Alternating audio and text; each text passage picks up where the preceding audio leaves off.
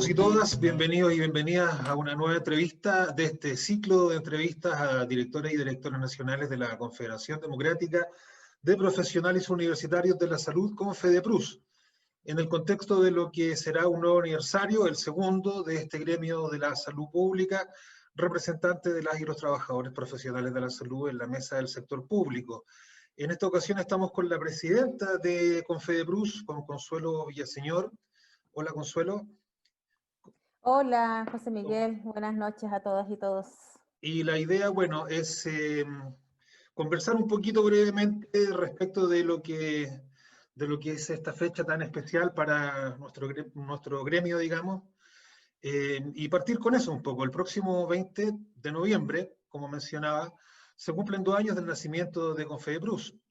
En tu opinión, Consuelo, ¿cuál es la evaluación que haces de este recorrido como gremio, tanto respecto del crecimiento interno como de la labor sindical desarrollada en representación de los y las trabajadoras y trabajadores de la salud? Bueno, ha sido un camino bastante complejo porque nos ha tocado un contexto bastante atípico, por definirlo de alguna forma. O sea, vamos a cumplir 2 años, muy orgullosa y contenta por aquello, ¿cierto?, de poder armar equipo de trabajo dentro de nuestra confederación con dirigentes con los que hemos ido creciendo en conjunto.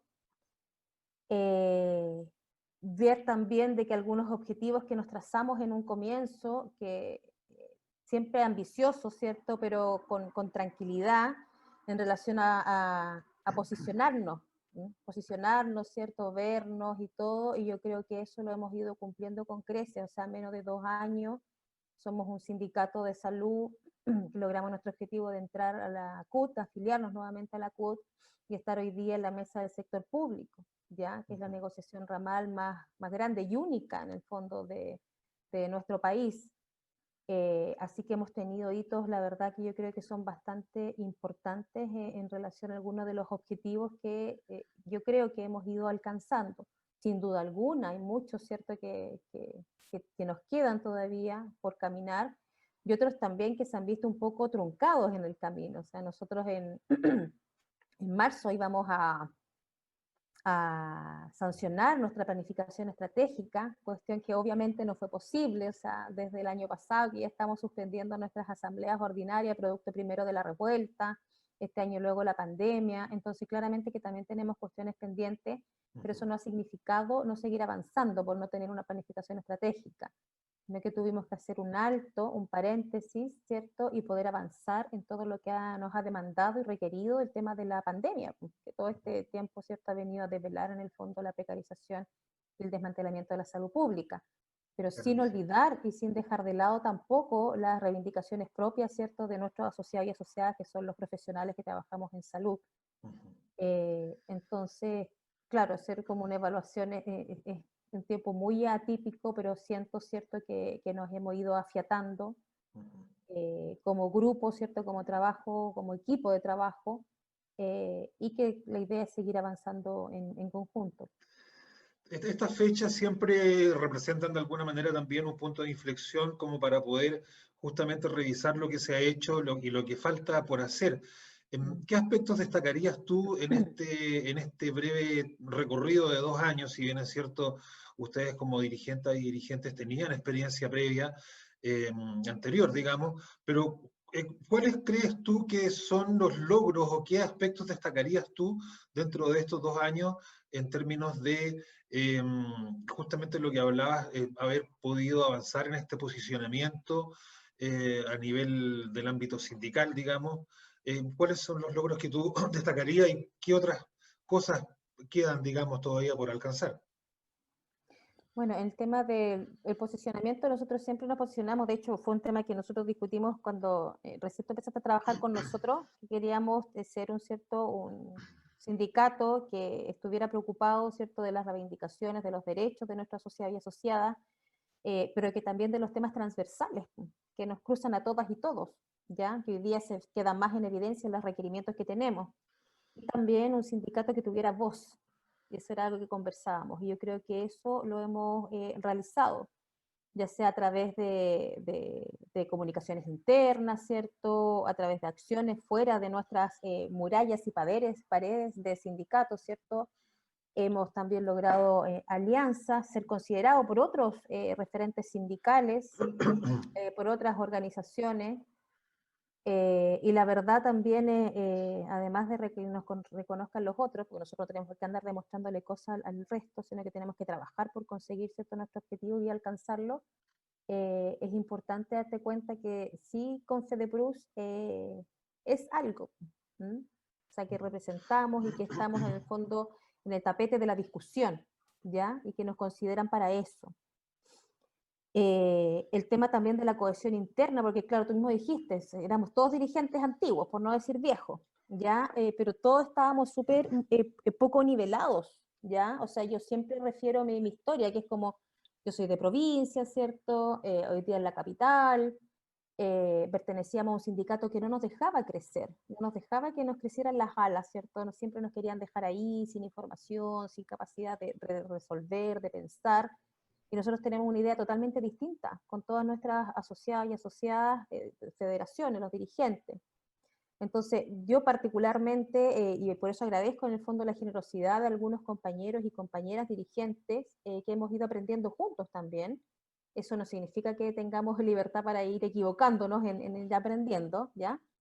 Porque yo, como te digo, era una dirigente de base de una provincia, ni siquiera de una región, de una provincia, que era coordinadora, me recuerdo, de ese sindicato, pero de ahí saltamos a ser región, porque cumplimos ya 2 años de ser región en Ñuble, y 2 años de conformarnos acá y ser la presidenta. En realidad es un tremendo desafío, tremendo desafío. Y en realidad el tema de que nos falta, yo creo que también nos falta crecimiento hacia afuera en el fondo. Pero nosotros partimos con 5 federaciones, mantenemos las 5 federaciones, hemos crecido en base, sí. ¿Sí? O sea, esta misma semana salió una noticia que se conforma una base en Peña Blanca, ¿cierto? Peña Blanca, sí.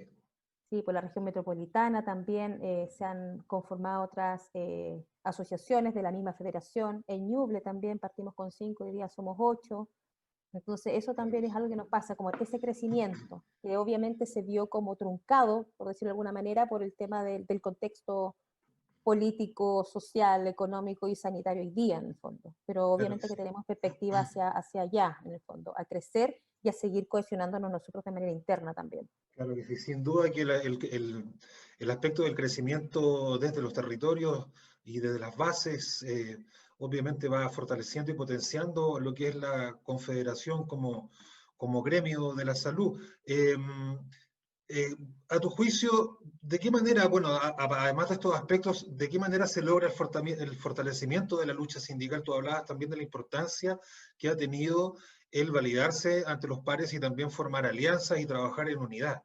¿Cuál es la importancia que le das tú también a eso para poder mantener la lucha que en estos momentos es bastante necesaria, sobre todo de cara a lo que viene? Sí, hay algunas características que son como bien puntuales e importantes. O sea, primero que nada, definición política, hemos tomado nosotros el tema de las alianzas, porque nosotros vemos que no podemos avanzar solos. O sea, todas las ganancias en el fondo son con varias particularidades, pues, y una de esas particularidades es a través de movilización, ¿cierto? Y también a través de alianza, porque solo en el fondo nos cuesta más llegar a los lugares. Alianzas tanto con otros sindicatos, ¿cierto? Como también con algunos referentes políticos. Hoy día sí muy decepcionada de la política partidista, de las personas que tenemos en el Congreso, ¿cierto? Desde ahí hacer un paréntesis y en el fondo por el tema de la acusación constitucional que fue rechazada. Y es lamentable, pues, o sea, que no entiendan cuáles son los reales requerimientos y necesidades de nosotros, de y los trabajadores, sobre todo de la salud en este tiempo. Entonces, por un tema, las alianzas es súper importante y también el otro, el trabajo territorial. O sea, nosotros queremos hacer una CONFEDEPRUS que sea con la pirámide en su ubicación normal, o sea, así, no así. O sea, que siempre nuestra base sea el territorio y que haya harta discusión en los territorios, ¿cierto? Discusión política sindical que no, es lo que nos va retroalimentando en el fondo y diciendo si vamos por buen camino. Claro que sí, ¿Ya? claro que sí. lo que queda refrendado también desde nuestros estatutos, ¿cierto? Y esperamos desde nuestra forma de trabajar. Siempre hay que perfeccionar algunas cosas, pero por lo menos la base está ahí, o sea, la discusión territorial en el fondo es lo que enriquece los cambios y lo que enriquece, ¿cierto?, el avanzar en derecho y reivindicaciones. Claro que sí, y me imagino yo marcar y mantener también este sello distintivo respecto de justamente lo que es la participación de los integrantes, digamos, y de las instancias que integran este gremio, ¿no?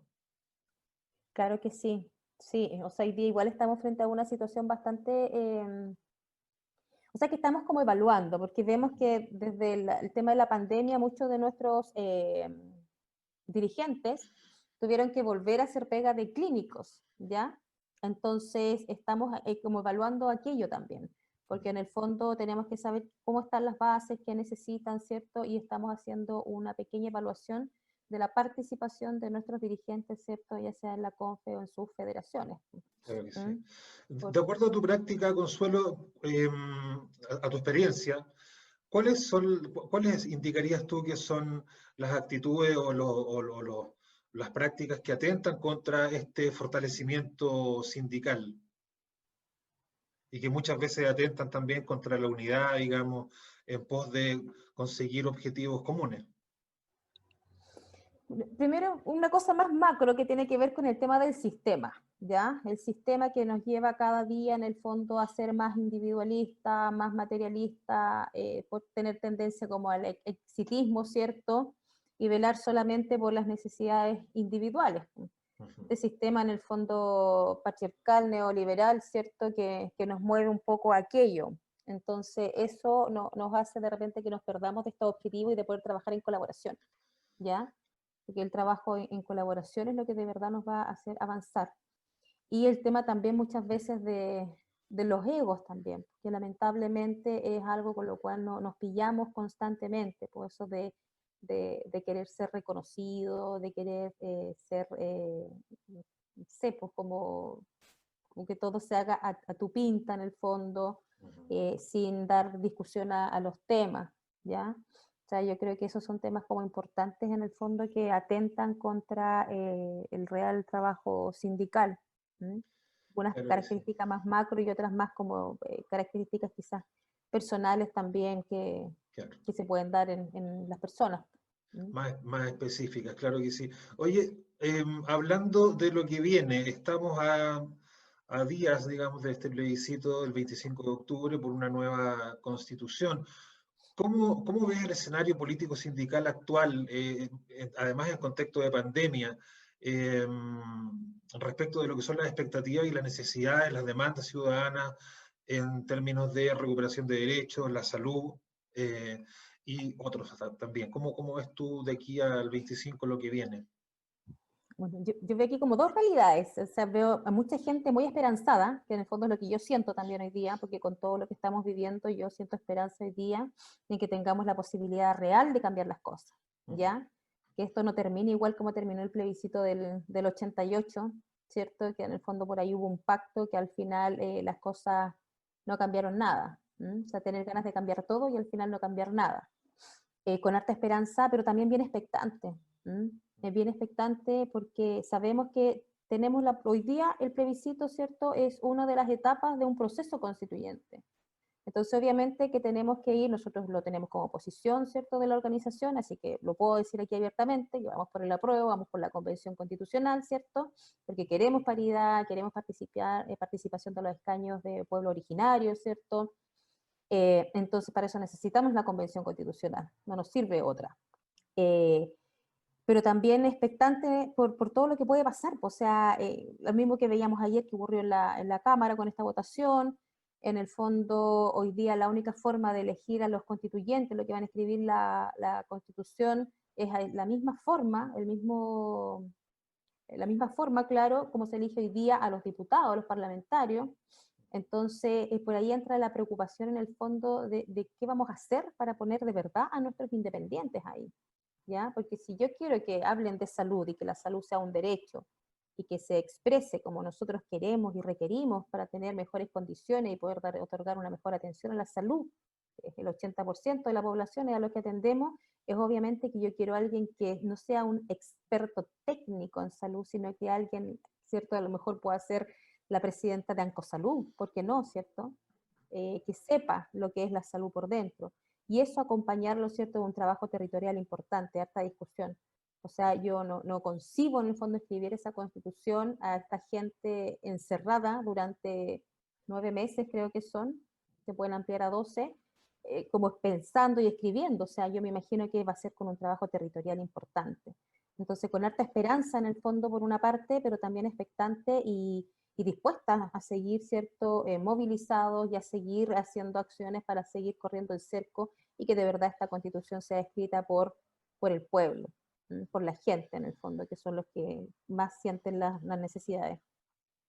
Se ha hecho mucho el paralelo entre este plebiscito y lo que fue la elección del sí y el no, el plebiscito del sí y el no del 88. En base a esa experiencia en la cual muchos tuvimos la esperanza de que finalizada la dictadura las cosas iban a cambiar, que cambiaron obviamente en algunos aspectos, pero el modelo se profundizó, se administró y se ha legitimado. ¿Qué aspectos, según tú, deberíamos aprender, digamos, como ciudadanía respecto de justamente este plebiscito y la importancia que tiene no tan solo aprobar la nueva constitución, sino también la convención constitucional? Sí, bueno, ahí primero el tema del plebiscito del 88, ahí decir con fuerza que ganó el no, pero se siguió profundizando el modelo del sí. Entonces, desde ahí ya era muy difícil hacer cambio, ¿ya? Esto partió, ¿cierto?, de un pacto entre la oposición de ese tiempo, ¿cierto?, y el dictador, ¿cierto? Y en el fondo lo que hoy día no podemos repetir es que esta constitución se escriba, por ejemplo, en impunidad. Igual han habido violación de derechos humanos en este último tiempo acá en Chile. Y no solamente el último tiempo, o sea, este último tiempo se ha profundizado por el tema de la revuelta, ¿cierto? Pero también tenemos que pensar que en otros gobiernos de turno también hubo asesinatos, violaciones a los derechos humanos, Catrillanca, ¿cierto?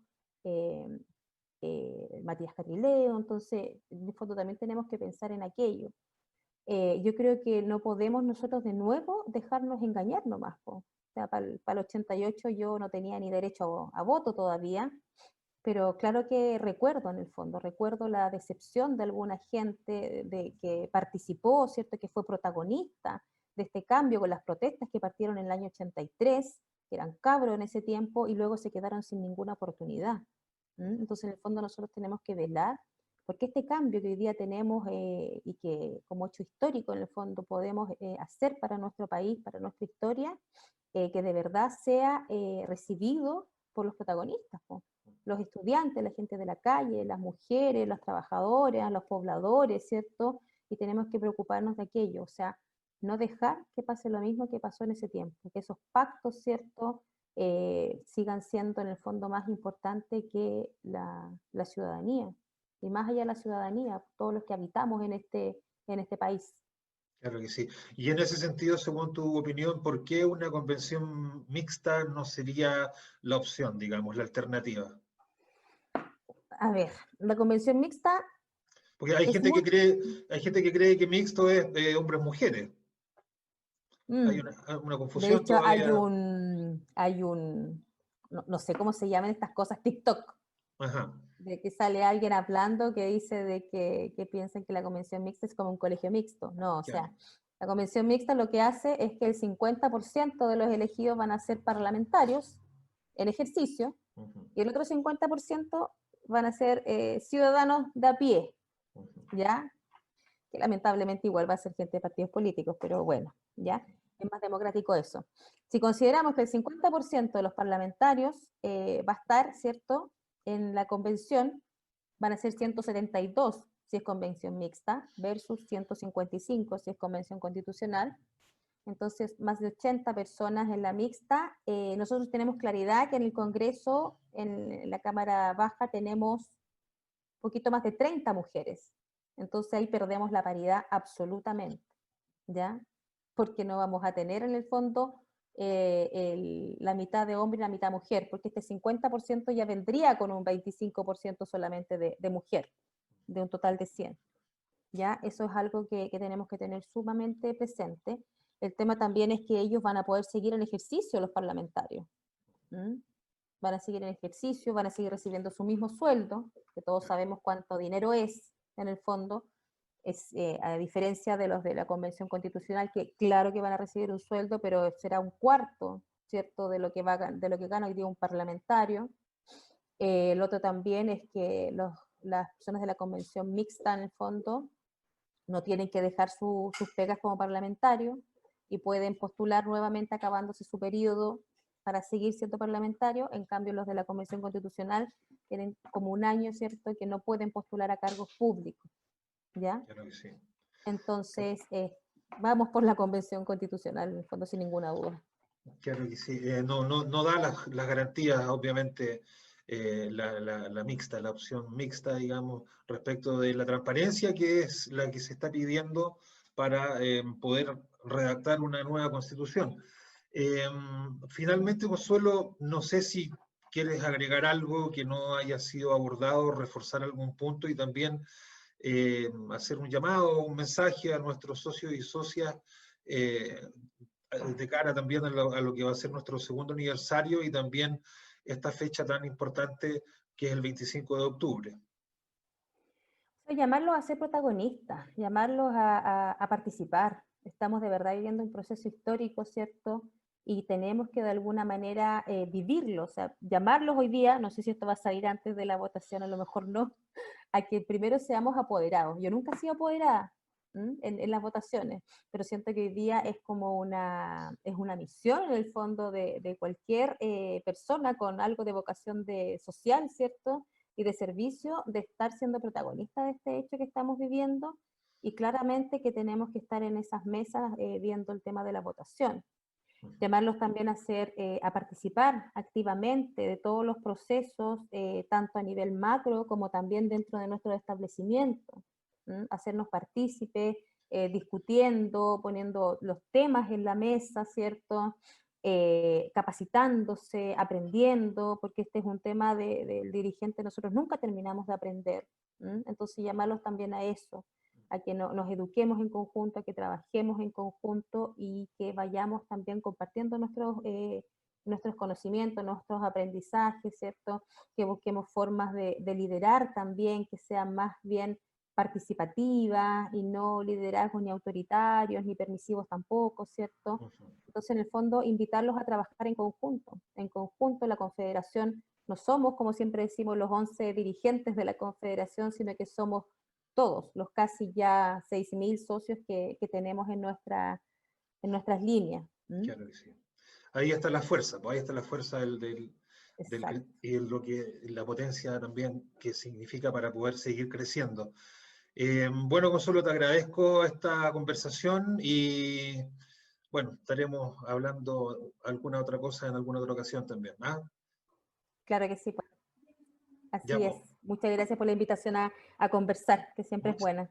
Muchas gracias. Que estés bien. Sí. Igual, nos vemos. Gracias, chao. Chao, chao.